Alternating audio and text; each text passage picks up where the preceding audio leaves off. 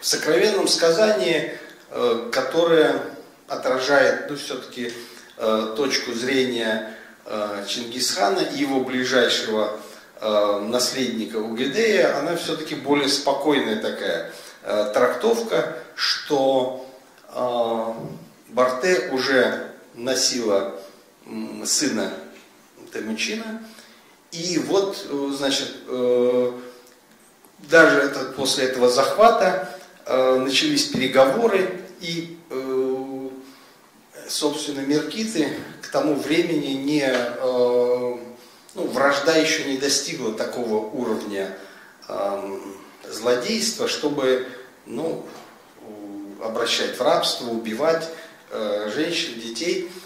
Ну и тем более, что она сама была довольно высокого ханского рода, и ее выдали отцу. И вот говорится, что вот когда она ехала к отцу, то разрешилась от бремени сыном, ну и его назвали Джучи, то есть вот новый гость. В другой историографии, которая к джучидам и к самому, соответственно, Джучи относится очень негативно, наоборот указывается, что сам Джучи является плодом вот этого самого захвата, насилия, и что вот это вот клеймо меркитского позора сопровождало всю его дальнейшую жизнь. Наиболее знаменитые сподвижники самого Чингисхана, ну, прежде всего, это знаменитый Субудай-Богатур, которого в том же самом сокровенном сказании характеризует как человеком с железным сердцем, ну, или в некоторых железный пес Чингисхана. Один из самых величайших полководцев того времени. И он был, видимо, ну, таким дядькой вот этого самого наследника престола. В качестве полководца Чингисхан направляет его на завоевание Прибайкалья и Хакаско-Минусинской котловины, с чем очень хорошо справляется. И с этого момента на Курултае в 1208 году Чингисхан дарует Джучи. С этого момента, можно сказать, начинается и улус Джучи. Дарует ему восточные области, создавая новый улус, тем самым давая, ну, начало новому, ну, такому образованию. То есть к этому времени, ну, можно сказать, что он был еще, ну, совсем молодым человеком, юношей. Тем не менее, уже был владельцем своего улуса. В тылу, в Прибайкалье и в Южной Сибири вспыхивает восстание местных народов. Он совершает довольно значительный рейд, скорее всего, по замерзшему льду Енисея.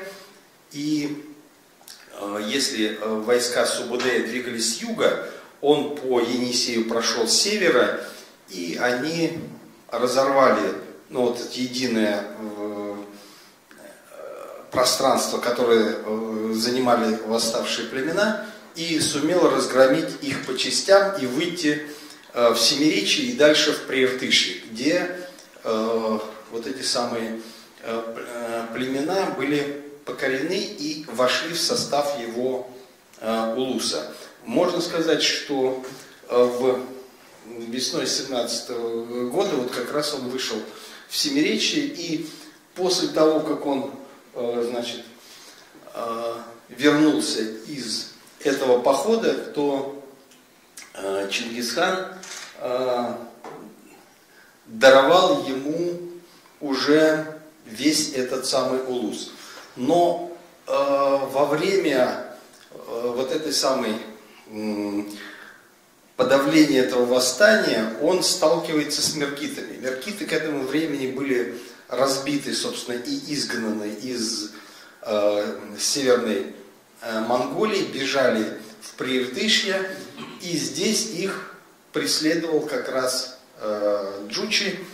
И вот этот эпизод, это один из таких ключевых эпизодов, который описан в романе Василия Яна «Чингисхан», где Хорезм-Шах впервые встречается с неизвестным народом, который он считает, что поскольку он всегда довольно победоносно сражался с кочевниками, а тут встречается с новой силой, и оказывается, что он не способен их победить. Более того, Джучи разрывает один из флангов войск хорезмийцев, но сражение кончилось ничем. То есть ни те, ни другие не смогли достичь победы, поскольку численное превосходство было на стороне Хорезм-Шаха.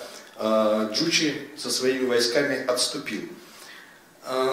Но вот это вот такой ключевой эпизод, который показал, что на границах державы Хорезм-Шаха возникает новое государство, и буквально через несколько лет они столкнулись уже в таком непримиримом столкновении. Хорезм-Шах, как и многие другие, считал, что кочевники как волна накатит, а потом волна уйдет, а города и крепости, которые, будут защищены, они останутся неприступными, и кочевники уйдут, и власть Хорезм-Шаха опять возвратится.